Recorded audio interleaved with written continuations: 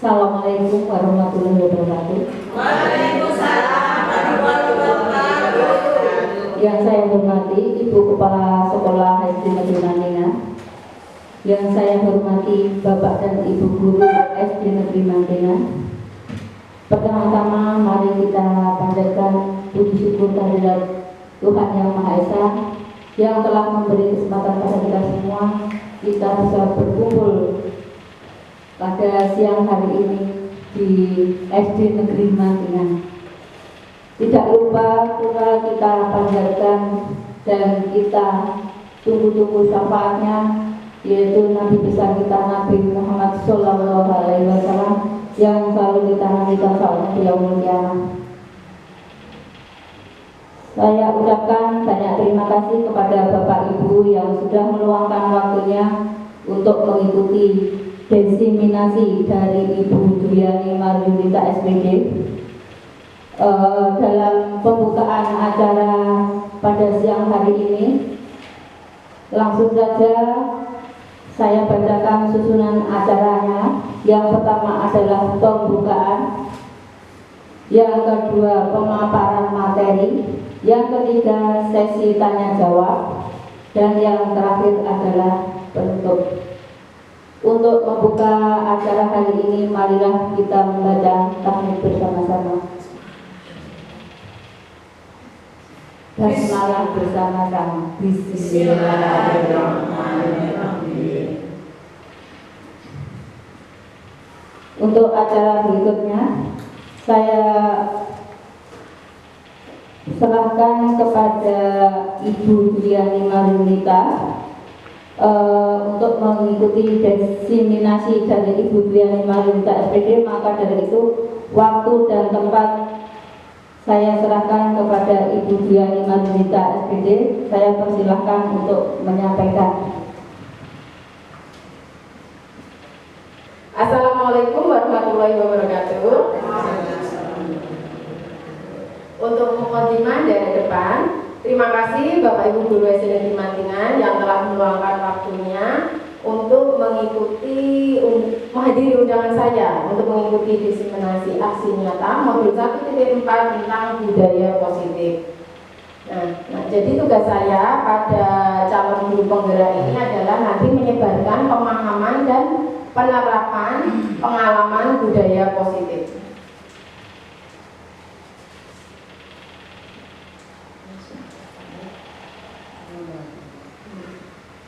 Nah, apa itu budaya positif? Budaya positif di sekolah sangatlah penting untuk mengembangkan anak-anak yang memiliki karakter yang kuat sesuai profil pelajar Pancasila. Nah, nanti di budaya positif ini yang akan kita bahas ada 7 nggih. 1, perubahan paradigma belajar, yang kedua disiplin positif, yang ketiga motivasi perilaku manusia, yang keempat kebutuhan dasar manusia, yang kelima posisi kontrol restitusi, yang keenam adalah keyakinan kelas, dan yang terakhir adalah segitiga restitusi. Nah, yang pertama tentang pembelajaran dengan paradigma baru. Pembelajaran dengan paradigma baru merupakan pembelajaran yang dirancang berdasarkan prinsip pembelajaran berdiferensiasi. Mungkin saat ini kata-kata berdiferensiasi itu sedang sedang viral ya, sehingga para peserta didik belajar sesuai kebutuhannya berdasarkan tahap perkembangan sesuai teori psikologi modern untuk mewujudkan profil pelajar Pancasila. Seperti kita ketahui, profil pelajar Pancasila itu ada 6 dimensi ya. 1 adalah takwa kepada Tuhan Yang Maha Esa, beriman dan bertakwa kepada Tuhan Yang Maha Esa dan berakhlak mulia, bergotong royong, kemudian berkebinekaan global, kreatif, bernalar kritis, juga mandiri ya, untuk profil pelajar Pancasila. Kemudian, dalam menuju ke sana, tapi terjadi berbagai miskonsepsi tentang teori kontrol ya. Itu menurut psikiater dan pendidik Dr. William Glasser dalam kontrol teori yang kemudian hari berkembang dan dinamakan choice theory. meluruskan beberapa miskonsepsi tentang makna kontrol. Jadi nanti ada miskonsepsi yang tidak sesuai seperti itu. Satu, ada ilusi guru itu mengontrol murid. Pada dasarnya kita tidak dapat memaksa murid untuk berbuat sesuatu jikalau murid tersebut memilih untuk tidak melakukannya. Tapi biasanya anak-anak cenderung menuruti apa yang kita perintahkan, ya. Walaupun tampaknya guru sedang mengontrol perilaku murid. Hal demikian terjadi karena murid sedang mengizinkan dirinya dikontrol, ya. Sedang misal murid tidak mau pun mau kita suruh bagaimanapun dia juga tidak mau, ya. Nah, saat itu bentuk kontrol guru menjadi kebutuhan dasar yang dipilih murid tersebut. Teori kontrol menyatakan bahwa semua perilaku memiliki tujuan, bahkan terhadap perilaku yang tidak disukai. Misalnya murid sebenarnya disuruh mengerjakan tugas atau apa, dia sebenarnya tidak mau, tapi karena disuruh guru, nah ya udah akhirnya mau, seolah jadinya ilusi guru mengontrol murid seperti itu. Yang kedua, ilusi bahwa semua penguatan positif, efektif dan bermanfaat. Jadi apa yang hubungannya dengan positif itu membawa kebermanfaatan seperti itu, ya. Penguatan positif atau bujukan adalah betul-betul kontrol. Segala usaha untuk mempengaruhi murid agar mengulangi suatu perilaku tertentu adalah suatu usaha untuk mengontrol murid tersebut. Dalam jangka waktu tertentu, kemungkinan murid tersebut akan menyadarinya dan mencoba untuk menolak bujukan. Ada saatnya tiba-tiba murid menolak ketika disuruh. Disiplin positif. Disiplin positif itu berasal dari kata disiplina yang artinya belajar. Disiplin mengacu pada disiplin diri yang memiliki tanggung jawab terhadap apa yang dilakukannya berdasarkan nilai-nilai yang diyakini. Disiplin positif merupakan salah satu cara penerapan disiplin yang bertujuan untuk menumbuhkan kesadaran serta memberdayakan peserta didik tanpa imbalan, penghargaan ataupun reward, ancaman atau hukuman. Nah, kenapa orang-orang itu mau melakukan sesuatu itu pasti ada motivasinya, ya. Motivasi perilaku manusia itu ada 3 yang mempengaruhi. Yang pertama, menghindari ketidaknyamanan dan hukuman. Misalnya untuk murid-murid kita, anak-anak sekarang mengerjakan misalnya terus merasa atau yang gampang di lapangan, misalnya olahraga gitu ya Bu ya. Ayo sekarang kita sampai pada lari jarak pendek gitu. Terus padahal anaknya, wah jamnya aku capek sekali, tapi aku takut nanti kalau dihukum atau apa. Akhirnya mereka mau melakukan seperti itu. Kemudian yang kedua, mendapat imbalan atau penghargaan dari orang lain. Biasanya berkaitannya dengan, kalau di sekolah sih imbalan-imbalan, kita sering memberikan imbalan, ya. Tapi mungkin penghargaan kan tidak hanya berupa materi, jadi uang atau apa, ya bisa juga dialog, dipuji gitu ya. Wah bagus ini, jadi kamu bagus, apa yang hebat, udah senang anak jadi mau melakukan perilaku yang kita inginkan. Yang ketiga, ingin menjadi pembelajar sepanjang hayat. Maksudnya adalah menjadi orang yang berusaha dan bertanggung jawab serta menghargai diri sendiri, menghargai nilai-nilai kebajikan diri sendiri. Dan justru inilah yang seharusnya ada pada anak-anak didik kita. Jadi bukan karena hukuman, bukan karena penghargaan, tapi karena mereka ingin menjadi pembelajar sepanjang hayat. Kemudian kebutuhan dasar manusia itu adalah segala sesuatu yang kita lakukan untuk mendapatkan apa yang kita inginkan. Semua tindakan yang kita lakukan memiliki tujuan tertentu, dan semua usaha terbaik yang kita lakukan adalah supaya kebutuhan dasar kita terpenuhi dengan baik. Jelas kalau seperti itu, ya. Nah, apa saja yang menjadi kebutuhan dasar manusia? Itu ada 5. 1, untuk bertahan hidup. Jelas, misalnya kita ingin supaya hidup kita tetap berlangsung, atau misalnya kalau di sekolah supaya kita tetap bisa sekolah di sekolahan tersebut. Kemudian yang kedua, kasih sayang dan rasa diterima. pasti setiap orang mempunyai kebutuhan dasar ini, nggih. Kita juga ingin di lingkungan kita diperhatikan, disayangi, ya dirangkul seperti itu, nggih. Kemudian ada yang ketiga itu kebebasan, mungkin motivasi kita, kebutuhan dasar kita. Aku pengen bebas, aku juga saatnya aku pengen istirahat, ya aku harus istirahat. Tidak ada yang bisa memaksa saya. Kemudian kesenangan, mungkin yang berupa kesenangan. Aku itu sukanya itu kalau ekstrakurikuler itu yang ini ibu, yang misalnya taekwondo atau apa, yang lain mungkin saya sukanya di sini lukis.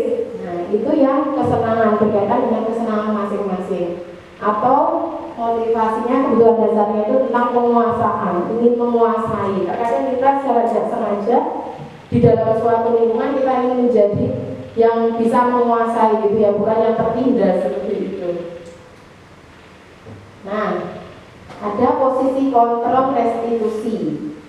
Dian Gosen dalam bukunya Restitution atau Restructuring School Discipline tahun 1998 mengemukakan bahwa guru perlu meninjau kembali penerapan disiplin di dalam ruang-ruang kelas mereka selama ini. Apakah telah efektif?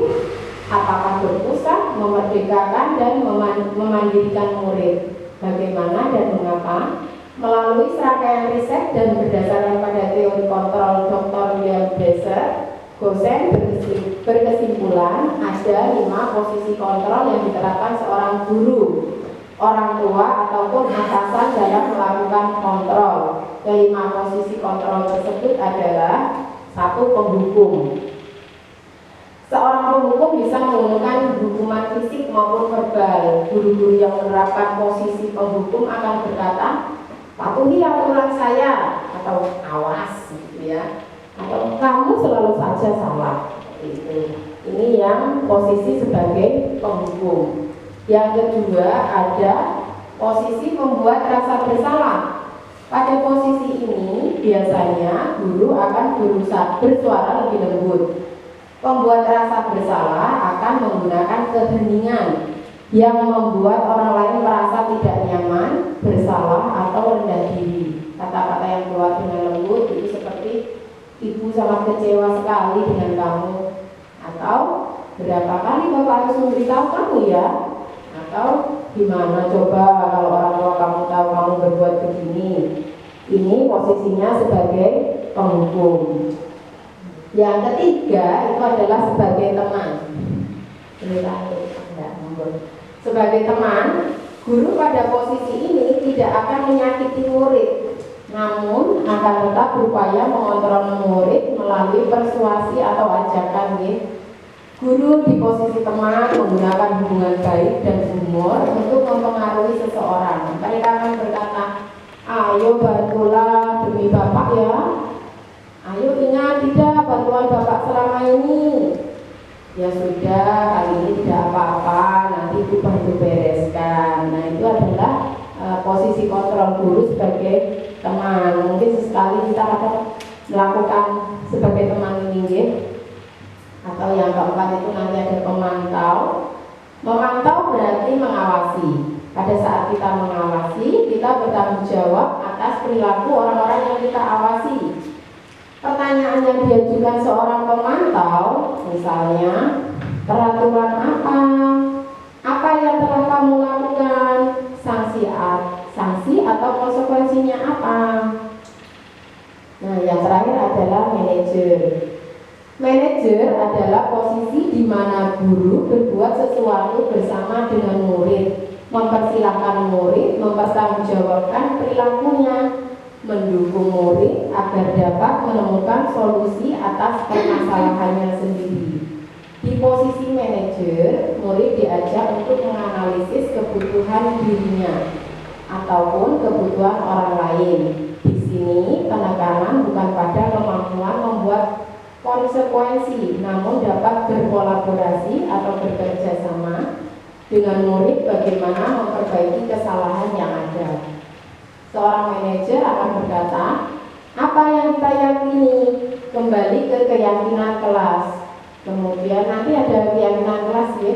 Kemudian Jika kamu meyakininya, apakah kamu bersedia memperbaikinya? Juga ada misalnya jika kamu perbaiki ini, hal ini menunjukkan apa tentang dirimu atau apa rencana kamu untuk memperbaiki hal ini. Ini adalah sebagai manajer. Nah, perlu disadari tujuan akhir dari 5 posisi kontrol seorang guru adalah pencapaian posisi manajer. Jadi yang kita harapkan itu guru adalah bertindak sebagai manajer, bukan sebagai penghukum, bukan sebagai pembuat rasa bersalah teman, maupun tadi pemantau ya. Jadi yang diharapkan adalah sebagai manajer. Nah, pada posisi manajer, murid dapat menjadi pribadi yang mandiri, merdeka, dan bertanggung jawab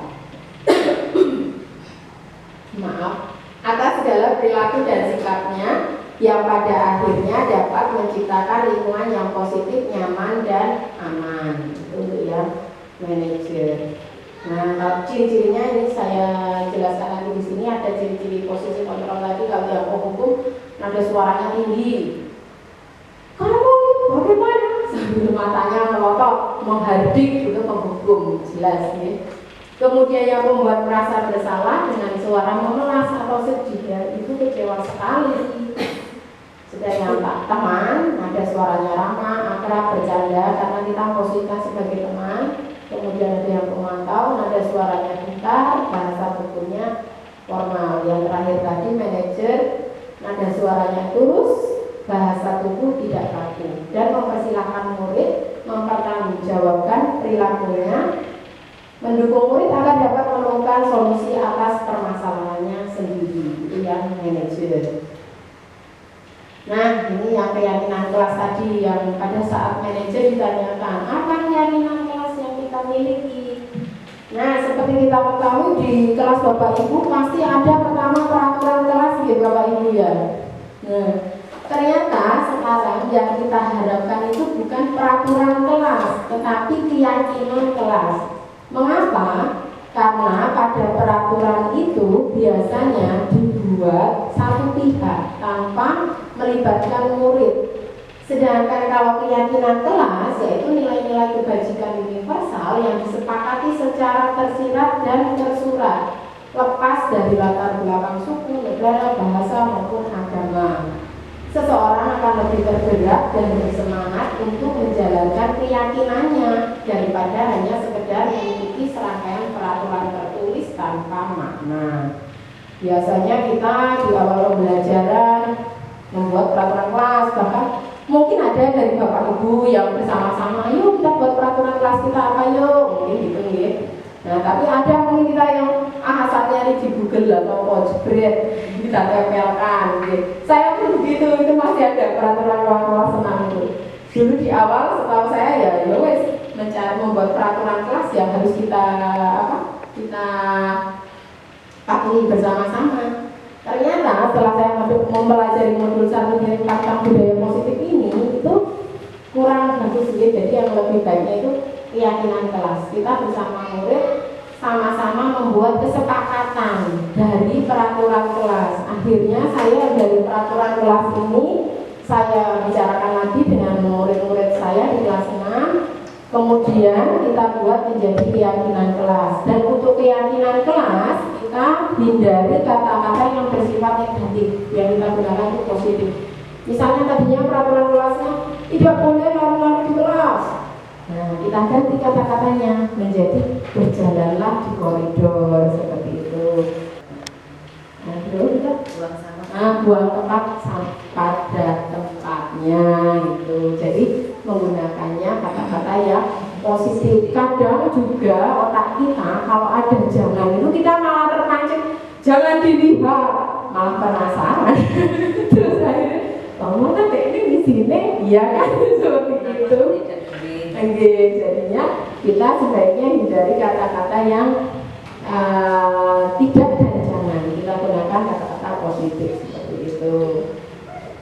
Pembentukan keyakinan sekolah atau kelas itu dapat bersumber dari peraturan kelas seperti yang saya sebutkan tadi. Dari peraturan kelas kita ubah nanti menjadi kalimat positif yang kita yakini bersama-sama. bersama begitu. Kemudian keyakinan kelas bersifat abstrak daripada peraturan-peraturan yang lebih rinci dan konkret. Keyakinan kelas berupa pernyataan-pernyataan universal. Universal itu umum ya. Kemudian pernyataan kelas senantiasa dibuat dalam bentuk positif yang tadi, tidak menggunakan kata tidak juga jangan. Kemudian keyakinan kelas hendaknya tidak terlalu banyak sehingga mudah diingat dan dipahami oleh semua warga kelas. Keyakinan kelas sebaiknya sesuatu yang dapat diterapkan di lingkungan tersebut. Jangan kita membuat keyakinan kelas yang tidak cocok digunakan di kelas kita. Misalnya apa ya? Yang tidak sesuai lah dengan di kelas kita. Kok misalnya yang di luar lah hubungannya, misalnya di luar ya apa ya sekiranya saya juga intinya yang bisa kita lakukan bersama-sama di dalam kelas gitu ya. Oh iya. Betul ya, terima kasih Bu Ito.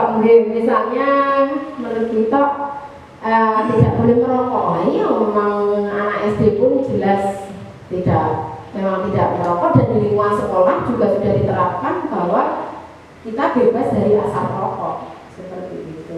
Terima kasih Bu Ito.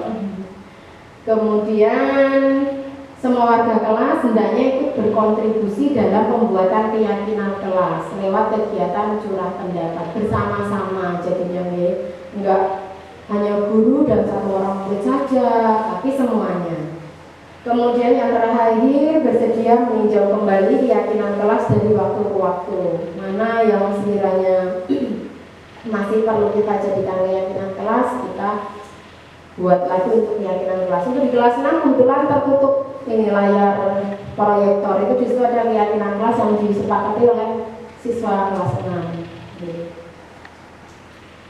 Nah, ini pembentukan keyakinan sekolah atau kelas di kelas 6. Pertama, dari peraturan kelas yang ada, kita ganti kalimatnya menjadi kalimat-kalimat positif. Kemudian anak juga disuruh menuliskan sendiri-sendiri. Kalau anak yang menuliskan sendiri kan nanti anak bertanggung jawab atas yang mereka tuliskan sendiri. Anak juga merasa bangga, oh hasil kerjaku, hasil tulisanku dipajang, pasti anak juga lebih senang. Nah, yang terakhir mengenai segitiga restitusi. Restitusi adalah proses menciptakan kondisi bagi murid untuk memperbaiki kesalahan mereka, sehingga mereka bisa kembali pada kelompok mereka dengan karakter yang lebih kuat. Jadi ini hubungannya dengan memperbaiki kesalahan, gitu.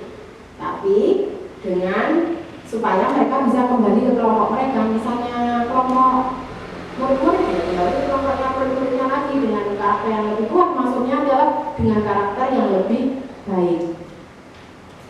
Pada segitiga restitusi ini, biasanya misalnya kita menemukan kasus-kasus, kita menggunakan segitiga restitusi. Yang pertama adalah menstabilkan identitas.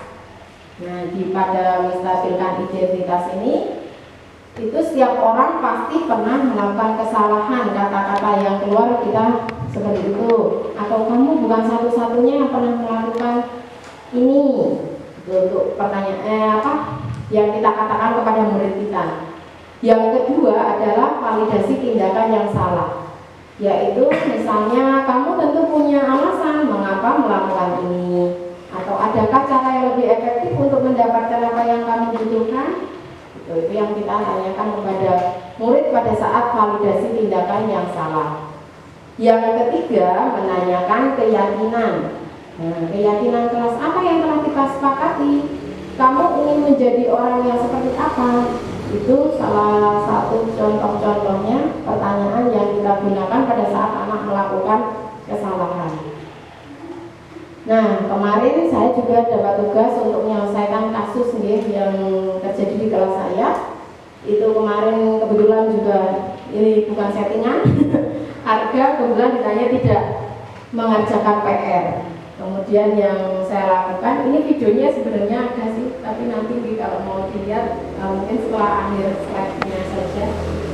Pertama, guru itu menanyakan, kemarin ada PR, siapa yang sudah mengerjakan? Yang lain berkata saya, ada yang belum mengerjakan, ada kebetulan berkata saya Bu, teman-temannya meneriaki Bu, katanya gitu. Kemudian gurunya dengan memvalidasi pertama kita adalah menstabilkan identitas dengan sudah ada pasti punya alasan mengapa Anda tidak mengerjakan PR. Anda mau tidak mengerjakan PR ketiduran itu dikerjakan malam atau siang malam. Mengapa Anda tidak mengerjakan PR? Main Bu. Anda tahu keyakinan kelas yang kita miliki. Nah ini berarti sudah sampai pada kita menanyakan keyakinan. Segitigannya tadi adalah satu valid menstabilkan identitas, kedua validasi tindakan yang salah, ketiga adalah menanyakan keyakinan kelas. Kemudian ada menjawabnya tahu, kemudian apa keyakinan kelas yang kita miliki jadi menjawab PR. Pasti kalau sudah membuat keyakinan kelas dia sudah bisa menjawab. Tidak tanggung jawab dulu. Oh iya, menyesal tidak ada kalau tidak menjawab PR. Menyesal. Nah supaya tidak ngantuk kita briefing dulu kok. Ini jam-jam rawan soalnya. Iya, tepuk 1, tepuk 2, tepuk 3, 1, 2. Atau mau sambung kata atau sambung cerita? Mau briefing dulu atau mau lanjut dulu materinya? Mau lanjut ya, siap. Nah, akan ya menyesal. Nah, kemudian untuk segitiga restitusi yang dilakukan guru, satu menstabilkan identitas tadi dengan berkata sudah atau pasti punya alasan mengapa melakukan hal tersebut. Yang kedua validasi tindakan yang salah dan berkata mengapa tidak mengerjakan PR. Kemudian yang ketiga ya menanyakan keyakinan kelas dengan berkata ada atau keyakinan kelas yang kita miliki karena tadi sudah membuat keyakinan bersama-sama otomatis dia langsung oh iya saya tidak tanggung jawab gitu. Yang kedua kemarin saya Rica tidak tiket, Rica itu sering banget tidak tiket. Nah ini adalah dialog-dialognya nih.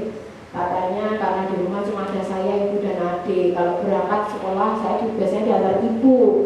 Waktu itu adik belum bisa ditinggal, harus menunggu adik tidur dulu. Adiknya umur berapa? Mbak Ica umur 2 bulan katanya. Kemudian oh masih bayi ya. Nah kemudian saya menanyakan keyakinan kelas apa yang Mbak Ica ketahui yang sudah kita buat bersama-sama. Kalau tiket harus tanggung jawab lagi, intinya kita tanggung jawab.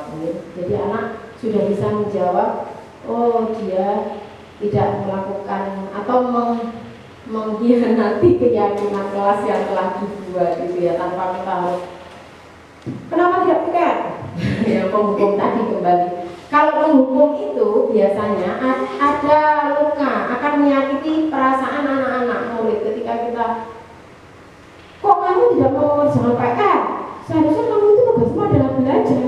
Nah itu pasti kan apalagi dengan kata-kata yang keras di depan teman-teman yang lain, biasanya kan anak-anak ya malu, ya sakit hati seperti itu. Okay? Nah ini yang untuk kasus kedua tadi menstabilkan identitasnya dengan berkata tidak apa-apa Mbak Ica, semua orang pasti pernah melakukan kesalahan. Bapak Ibu guru pun juga pasti pernah melakukan kesalahan ya, bukan hanya Mbak Ica yang pernah melakukan kesalahan. Kemudian untuk validasi tindakan yang salah dengan berkata Mbak Ica pasti punya alasan mengapa Mbak Ica tidak tiket. Kemudian menanyakan keyakinan kelas tadi dengan berkata keyakinan kelas apa yang Mbak Ica ketahui yang sudah kita buat bersama-sama. Nah supaya tidak ngantuk kita briefing dulu kok. Ini jam-jam rawan soalnya. Iya. Tepuk 1, tepuk 2, tepuk 3, 1, 2. Atau mau sambung kata atau sambung cerita? Mau briefing dulu atau mau lanjut dulu materinya? Lanjut ya, siap. Nah, ada ya menyesal. Nah, kemudian untuk segitiga restitusi yang dilakukan guru, satu menstabilkan identitas tadi dengan berkata sudah atau pasti punya alasan mengapa melakukan hal tersebut. Yang kedua validasi tindakan yang salah dan berkata mengapa Anda tidak mengerjakan PR. Kemudian yang ketiga ya menanyakan keyakinan kelas dengan berkata harga atau keyakinan kelas yang kita miliki karena tadi sudah membuat keyakinan bersama-sama otomatis dia langsung oh iya saya tidak tanggung jawab gitu. Yang kedua kemarin saya Rica tidak tiket, Rica itu sering banget tidak tiket. Nah ya ini adalah dialog-dialognya gitu. Katanya karena di rumah cuma ada saya, ibu dan adik. Kalau berangkat sekolah saya biasanya diantar ibu. Waktu itu adik belum bisa ditinggal, harus menunggu adik tidur dulu. Adiknya umur berapa Mbak Ica? Umur 2 bulan katanya. Kemudian oh masih bayi ya. Nah kemudian saya menanyakan keyakinan kelas apa yang Mbak Ica ketahui yang sudah kita buat bersama-sama. Kalau kita harus tanggung jawab lagi, ini tentang tanggung jawab. Jadi anak sudah bisa menjawab, oh dia tidak melakukan atau mengkhianati keyakinan kelas yang telah dibuat gitu ya, tanpa kita harus. Anak-anak ini kan karakternya tidak sama. Betul. Ada anak-anak yang sangat-sangat apa ya namanya, dengan sepertinya dengan sengaja dia melanggar aturan yang disepakati bersama. Ya. Terus apabila terjadi hal seperti itu, apa yang Ibu lakukan? Terima kasih. Baik, terima kasih Bu Ito. Mau langsung bertanya ini kayak gitu? Apa langsung tak jam aja daripada lupa ya Bu ya? Satu-satu dulu. Tadi Bu Ito menanyakan masing-masing anak mempunyai ya keunikan masing-masing ya Bu ya. Kadang sudah ada keyakinan kelas, sudah dibuat bersama-sama, ya masih ada yang melanggar juga. Nah, yang kita lakukan tetap menggunakan segitiga restitusi tadi Bu. Katanya pertama dengan menstabilkan identitas, kemudian validasi tindakan yang salah, juga mengingatkan kembali keyakinan kelas kita. Nah, pertama ya cukup dengan kita tanyakan dulu aja Bu. Pasti kalau anak sudah ikut membuat keyakinan kelas dan disepakati bersama-sama, anak pasti kan sudah tahu atau ingat ya, misalnya oh iya ternyata dulu itu misalnya saya tuh nggak boleh lari-lari di dalam kelas. Oh iya Bu, keyakinan kelas yang sudah kita buat itu berjalanlah di kelas atau berjalanlah di koridor. Oh artinya tidak boleh lari-lari. Jadi menurut saya dengan kita ingatkan kembali apa keyakinan kelas yang kita miliki, insya Allah anak-anak pasti mengingatnya gitu Bu. Mungkin ada pertanyaan lagi yang jawaban saya yang masih kurang ini Bu. Mungkin tingkat usia atau kelas itu mempengaruhi apa yang namanya kematangan anak. Iya. Misalnya di kelas-kelas rendah, Iya. kayak kelas 2, kelas 1 seperti itu. Iya. Kadang-kadang anak-anak ini kan apa ya namanya, lebih kuat dengan apa yang ada di keinginan. Iya, pokoknya saya punya seperti ini ya gitu. Nah, untuk yang kelas 6 mungkin karena anak-anak sudah paham dengan apa yang dia sepakati. Nah, kalau misalnya ini apakah dengan restitusi tersebut bisa diterapkan di kelas yang lain? Terima kasih. Saya rasa restitusi itu bisa diterapkan di kelas rendah juga gitu. Bahkan misalnya seperti di TK ya, tapi kita menyampaikannya otomatis dengan pemahaman yang bisa ditangkap oleh anak seusia itu. Misalnya kata-katanya menggunakan kata-kata yang mudah dimengerti oleh anak-anak tersebut. Jadi mereka oh iya ya, dan bersama-sama membuat keyakinan kelasnya. Jadi semua nanti ada kesepakatan bersama-sama. Ini loh anak-anak, misalnya kalian pengennya kita di kelas ini bagaimana?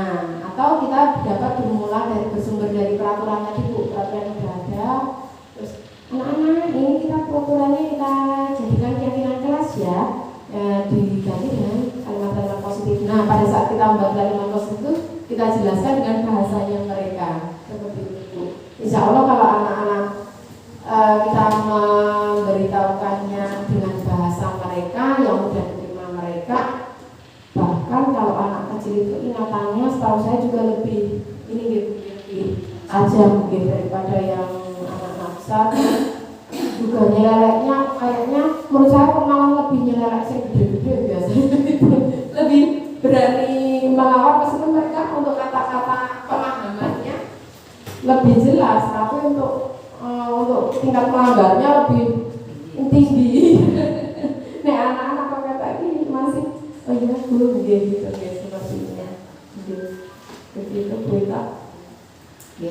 kasih. Ada yang lain dari Bapak Ibu?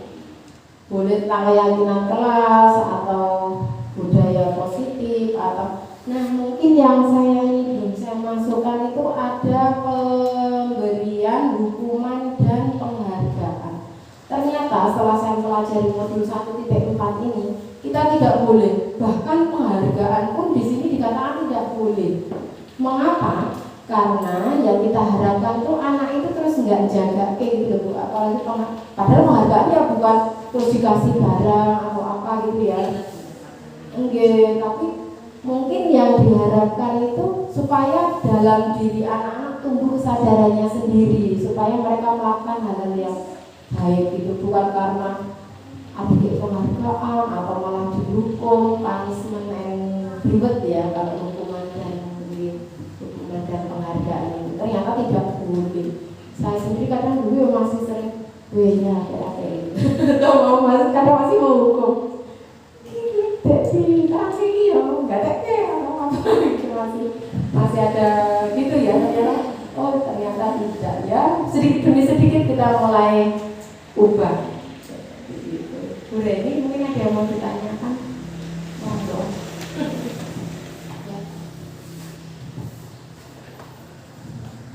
Terima kasih atas waktunya.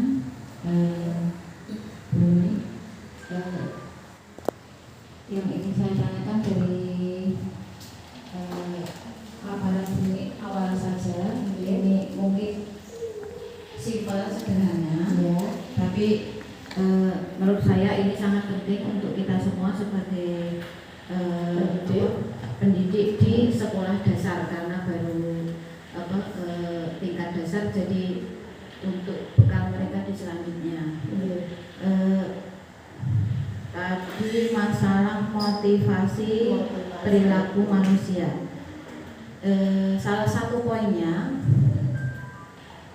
di slide saya lupa saya. Ini dijelaskan bahwa motivasi perilaku manusia itu salah satunya ingin supaya siswa ini ingin menjadi pembelajar sepanjang hayat. Nah, yang ingin saya ekspor di sini, menurut panjenengan itu untuk menumbuhkan jiwa ini pada siswa, baik itu di kelas rendah maupun kelas tinggi, itu apa yang bisa kita lakukan atau kita contohkan agar mereka sedikit demi sedikit bisa tumbuh menjadi pembelajar sepanjang hayat. Itu saja. Terima kasih. Ya, baik, terima kasih Bu Reni. Nah, menjadi bagaimana supaya menumbuhkan anak-anak itu mempunyai motivasi menjadi pembelajar sepanjang hayat ini.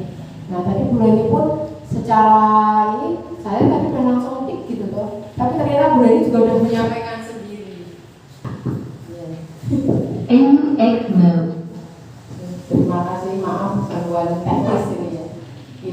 Tadi Bu Reni juga sudah menyampaikan bagaimana kita bisa memberikan contoh. Nah, itu tadi yang mau saya berikan salah satu jawabannya itu bagaimana cara kita memotivasi anak untuk menjadi pembelajar sepanjang hayat. Satu yang harus kita berikan ke anak adalah sesuai dengan semboyannya Gajah Dewantara ya.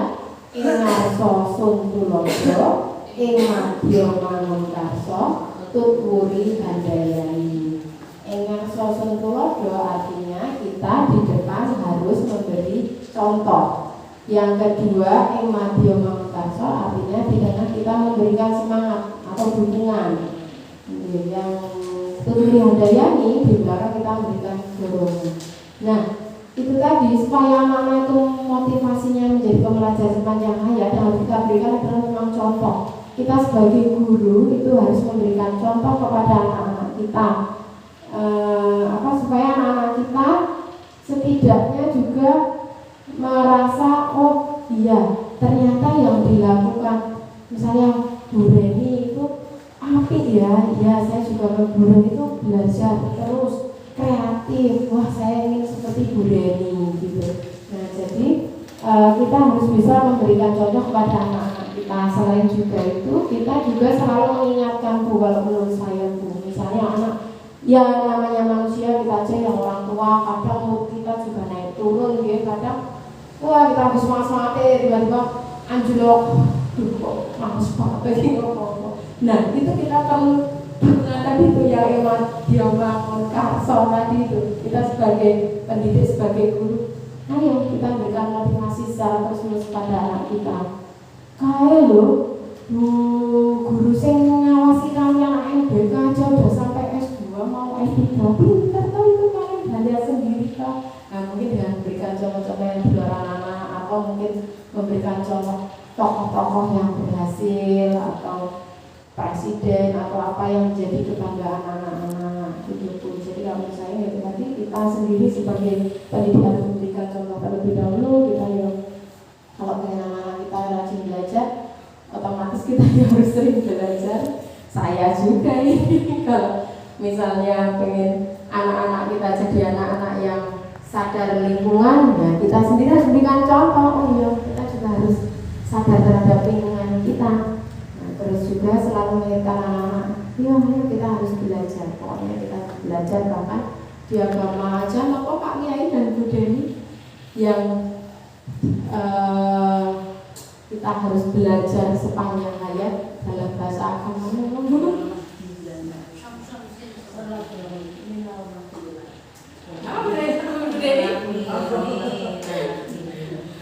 Ya itu intinya di agama pun mengajak kita supaya kita itu selalu belajar dari buaya, dari kita lahir sampai dengan kita masuk dengan lahat gitu.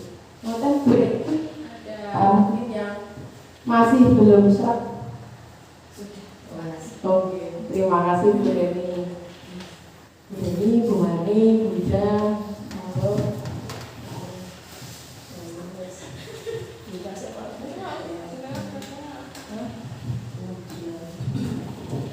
Terima kasih atas waktunya.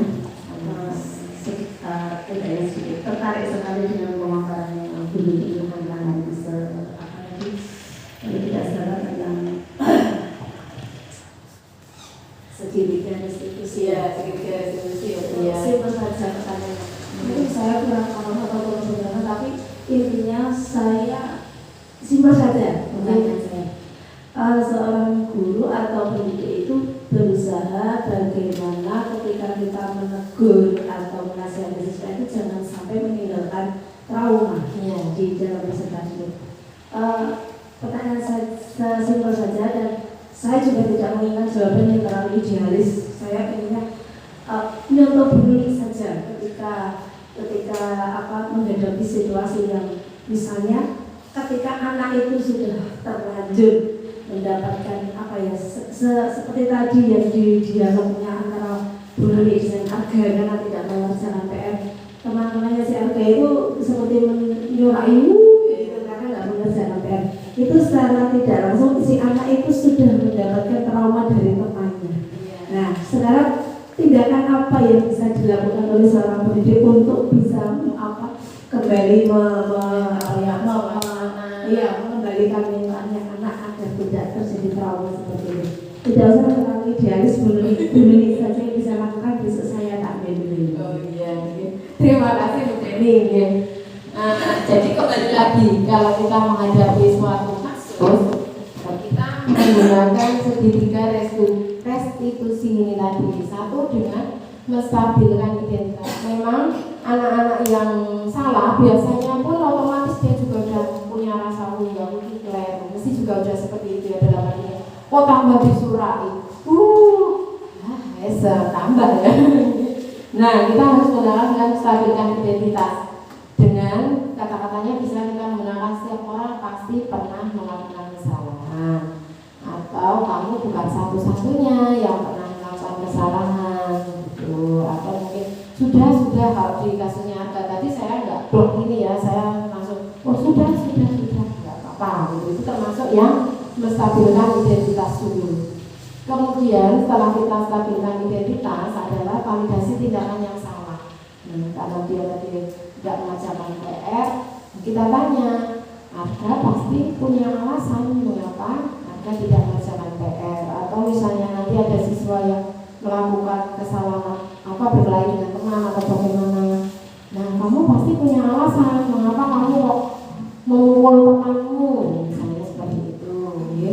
Atau juga dengan cara kalau yang sering terlambat kan nggak mungkin mengapa ya, misalnya bisa sih mengapa kamu terlambat itu bisa. Atau dengan cara adakah cara yang efektif yang kamu lakukan untuk mengatasi hal tersebut. Yang pada Ica tadi saya menanyakan ini juga, terus dia dengan otomatis menjawab, berarti saya anu Bu, tak bangun pagi, yang boten anu Bu, lo tak melampah mawon. Nah, anak-anak pasti nanti punya, jadi kita nggak usah mendikte, nanti dia akan menerangkan apa ya jawabannya sendiri seperti itu. Itu untuk validasi kita yang salah. Nah, yang terakhir yang keyakinan kelas tadi untuk lebih menguatkan lagi kita di kelas sudah mempunyai keyakinan kelas kita masing-masing, keyakinan kelas apa yang sudah kita buat, nanti dia otomatis akan melihat, oh iya Bu, kita harus rukun Bu, nggak saling menyayangi, tidak boleh berantem Bu. Nah, tadi saya seperti itu. Mungkin ada yang masih mengganjal atau bagaimana? Ya nanti misalnya ada yang belum menanyakan lagi, mohon silakan dengan senang hati kita belajar bersama gitu. Terus bukan ini wah Budian ini yang pinter dewi, tidak, kita sama-sama belajar. Saya juga berterima kasih tadi Bu Ito juga yang ngasih contoh-contoh yang mungkin yang bagus yang bisa kita terapkan juga, mungkin kita ambil bersama-sama. Sudah nanti Bu Mari silakan pertanyaan. Budaya positif. Iya. Nah, dari semua kasus yang Uni hadapi menggunakan segitiga restitusi itu, ada tidak kasus yang tidak bisa terselesaikan setelah menggunakan kasus segitiga restitusi? Nah, terima kasih Bu Ida. Saya rasa semua permasalahan itu memang kita selesaikan menggunakan segitiga restitusi itu tadi. Jadi untuk menstabilkan identitas kan juga kata-katanya juga tidak harus blok seperti ini ya. Misalnya Mak udah salah, kok kita malah marah-marahin atau apa? Nah, kita stabilkan dulu. Gitu. Oh, ya nggak apa-apa. Ya, tiba-tiba ada anak yang mecahin kaca. Terus itu mobil, nah kan berbeda dengan jika kita berkata, ya wes nggak apa-apa. Nah itu yang kita stabilkan dulu. Nanti yang kedua baru, oh ini tadi kenapa kok bisa kacanya pecah gitu.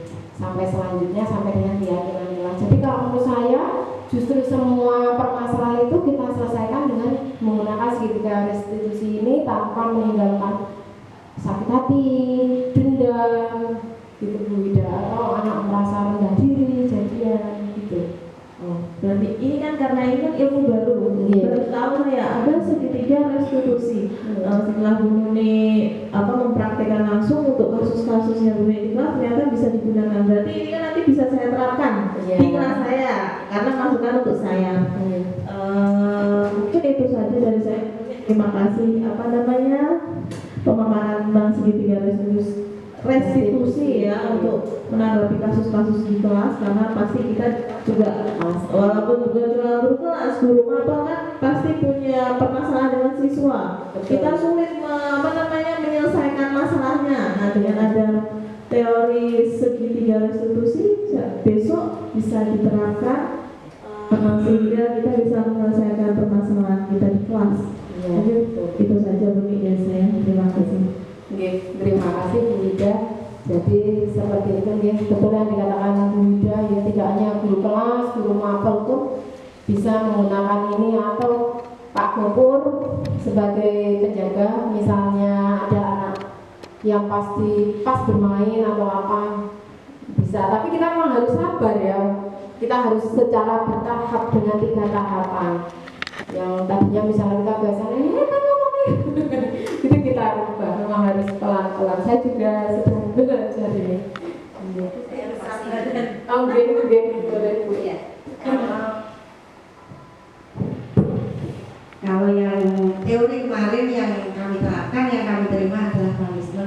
ribet. Nggih, Ya kan?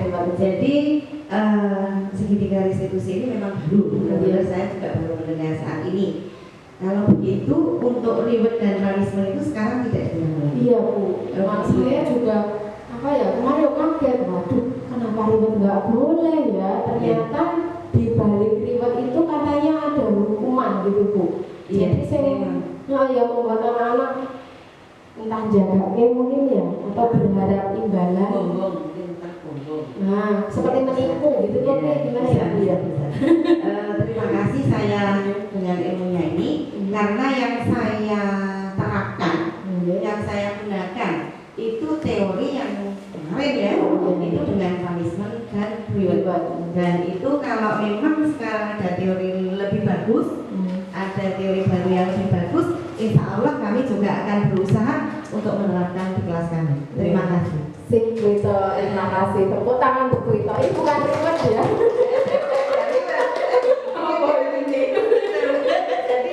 Ini ucapan terima kasih ya. Mungkin dari Bu MC kayaknya yang anak kelas rendah ada apa berbagi pengalaman gitu Bu boleh atau Pak Heru boleh mau gitu. Terima kasih banyak. Yang saya tanyakan begini, jika semua itu teori itu tidak diterapkan, apa akibatnya? Padahal zaman dahulu ibu guru kita tidak menerapkan seperti ini, dan hasil anak-anaknya zaman dulu lebih disiplin, lebih tertib, menghormati sama guru. Padahal itu semua berlawanan dengan yang ibu presentasikan pada saat ini. Nah, apa akibatnya Bu? Kalau semua ini tidak kita terapkan, dan apa akibatnya kalau semua ini kita terapkan di kelas ini? Terima kasih. Baik, terima kasih Pak Heru. Seperti yang kita ketahui, anak-anak kita sekarang pun sudah jauh berbeda dengan anak-anak yang dulu pada masa kita ya zaman kita. Kita dulu misalnya dilihatin aja sama guru,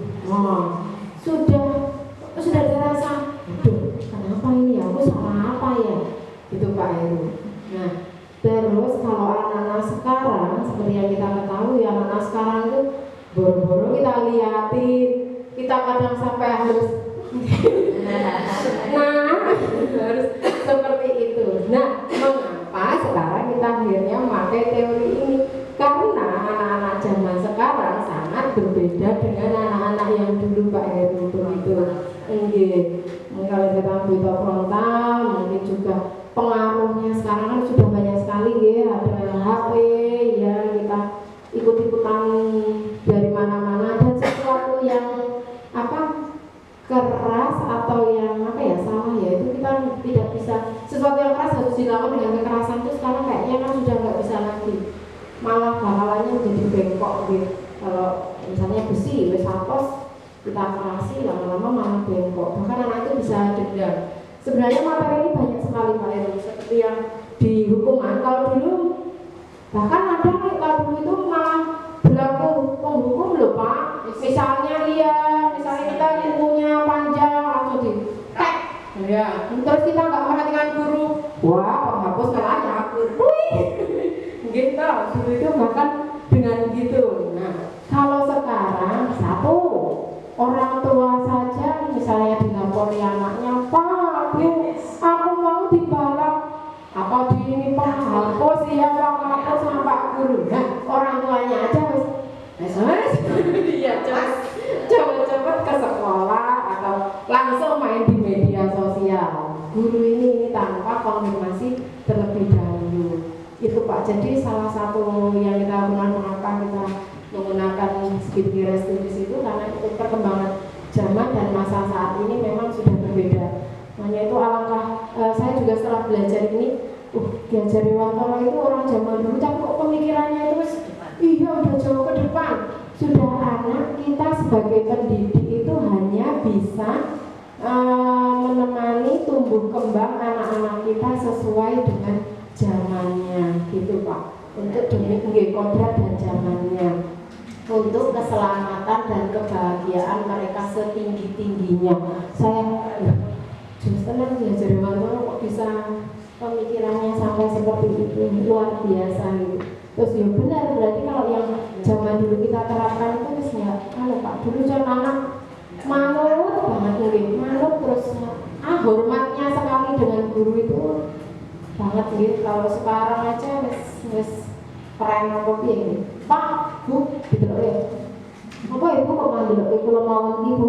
Nah, ngoten iku tuh Pak kadang ya anak-anak ngoten iku Pak. Enggak takut iya malah enggak takut. Jadi karena pergeseran zaman, perkembangan zaman yang membuat kita juga harus memperlakukan anak-anak kita sesuai dengan zamannya tadi itu. Mungkin Pak Heru ada yang masih belum set misalnya kalau oke, terima kasih Bu Mari, boleh, ayo boleh, nggih, monggo silakan.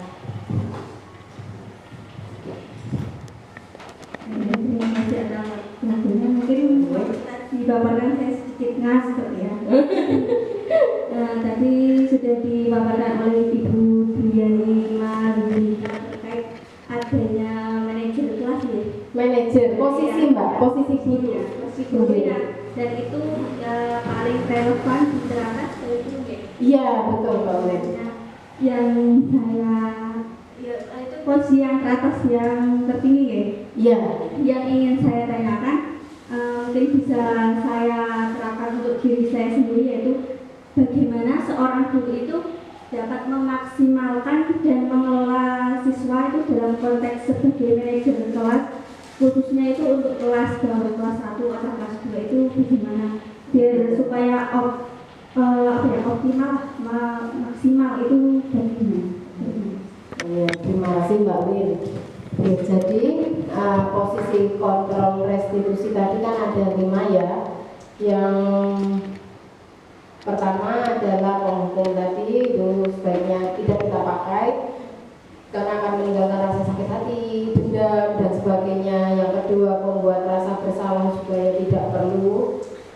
Kemudian teman juga untuk saat ini sepertinya juga sudah tidak relevan kita gunakan.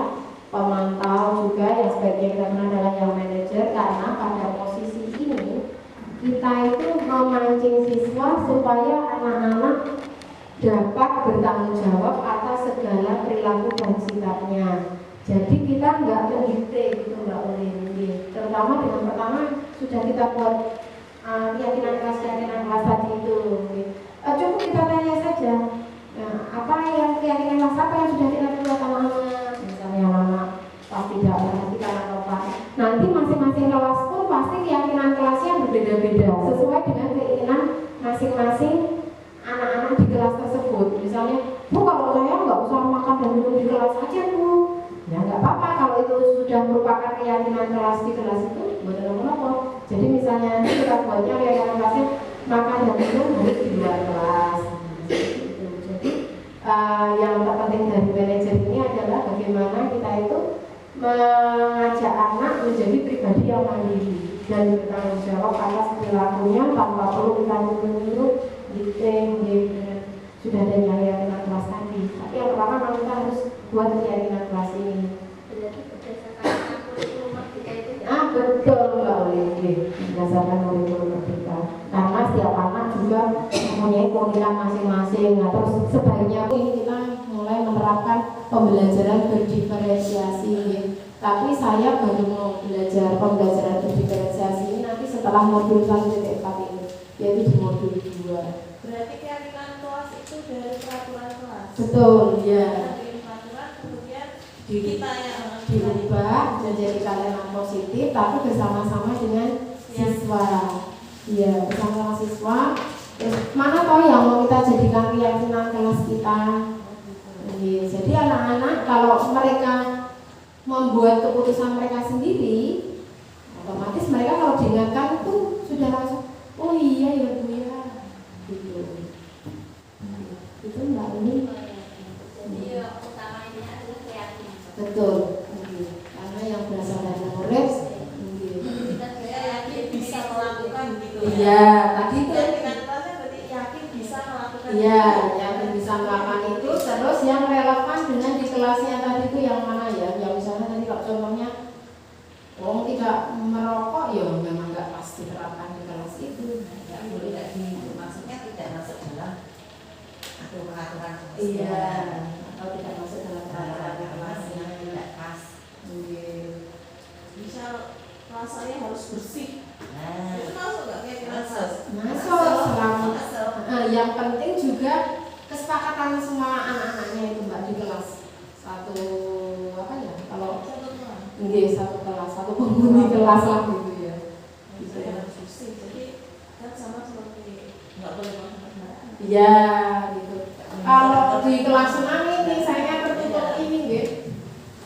Kami ada jaga kebersihan, datang tepat waktu, tanggung jawab, disiplin, berjalan di koridor, hormati dan hargai guru. Ini dari anak-anak.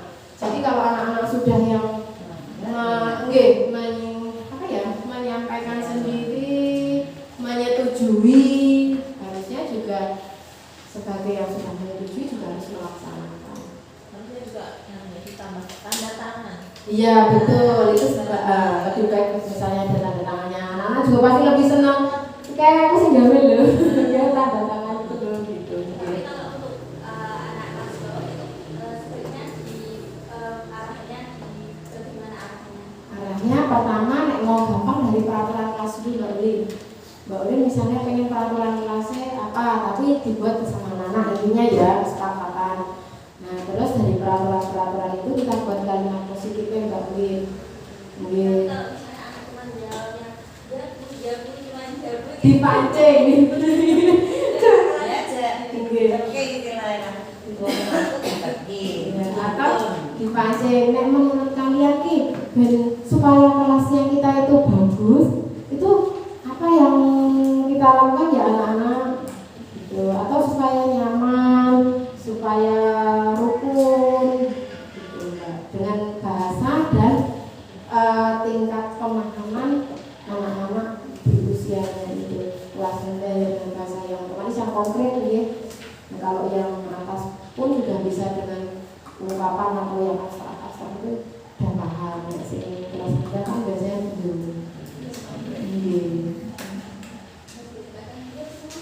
Nah, dipancing ya. Mereka biar bisa memunculkan keyakinan kelas yang nanti bisa mereka bisa mereka lakukan sendiri, bertanggung jawab atas keyakinan kelas yang telah mereka buat sendiri.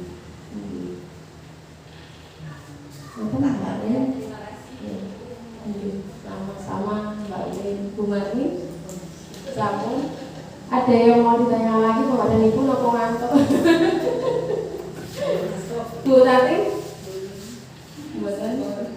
Sudah?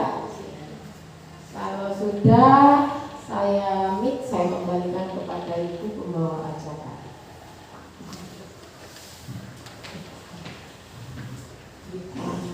Mohon maaf Bapak, sekali lagi terima kasih ya Bapak Ibu semuanya.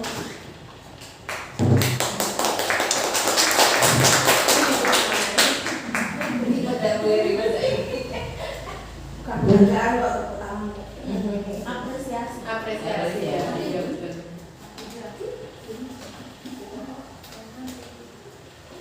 Oh iya, laki-laki. Ya, itu tadi. In mode. Terima kasih Bapak dan Ibu semuanya atas pertanyaan dan mungkin sebagai motivasi juga yang telah disampaikan oleh Ibu Dwiani Marunita dapat bisa kita terapkan di kelas kita masing-masing ataupun yang sebagai guru mapel bisa menerapkan di kelas-kelasnya waktu mengajar, dan kita mau memilih cara yang mana. Nah, karena seperti yang disampaikan Bu Dwiani Marunita tadi bahwa 5 kebutuhan manusia itu bertahan hidup itu contohnya kalau menurut saya ya, untuk kelas 1 bagaimana anak-anak itu bisa bertahan di posisi yang senang, menyenangkan, dan membuat suasana kelas itu menjadi nyaman. Nah, terus berikutnya kebebasan mereka itu bukan kebebasan yang serta-merta bebas, itu enggak. Kita memberi kebebasan mereka untuk berekspresi, untuk menunjukkan keterampilan mereka ataupun kemampuan mereka. Kemudian kasih sayang, memang untuk kelas rendah butuh kasih sayang seorang guru yang sangat menyayangi mereka dan selalu dekat dengan gurunya, seolah-olah mereka itu didampingi oleh ibunya sendiri, gitu ya. Terus penguasaan, bagaimana kita cara menguasai dengan cara kita sendiri, cara menguasai mereka atau menguasai kelas, gitu ya. Terus 5 posisi kontrol, yaitu ada penghukum atau anak merasa bersalah tadi, terus pemantau, teman, kemudian manajer. Nah, apa yang kita terapkan, maksudnya bagaimana diri kita sebagai guru memposisikan diri kita itu kepada anak-anak didik kita, mau yang berkarakter seperti apa, yang membuat mereka itu bisa menerima apa yang kita sampaikan dan apa yang kita nasihatkan untuk anak-anak kita, supaya mereka sukses dalam belajar dan sukses dalam menempuh pendidikan dari kelas 1 sampai kelas 6 dan berikutnya. Itu yang mungkin Bu Nuni yang disampaikan seperti itu, yang saya pahami ya, seperti itu. Maka anak-anak itu punya cara-cara sendiri bagaimana guru menyampaikan, untuk anak ini saya harus begini, untuk anak ini saya harus begini, karena tidak semua anak itu bisa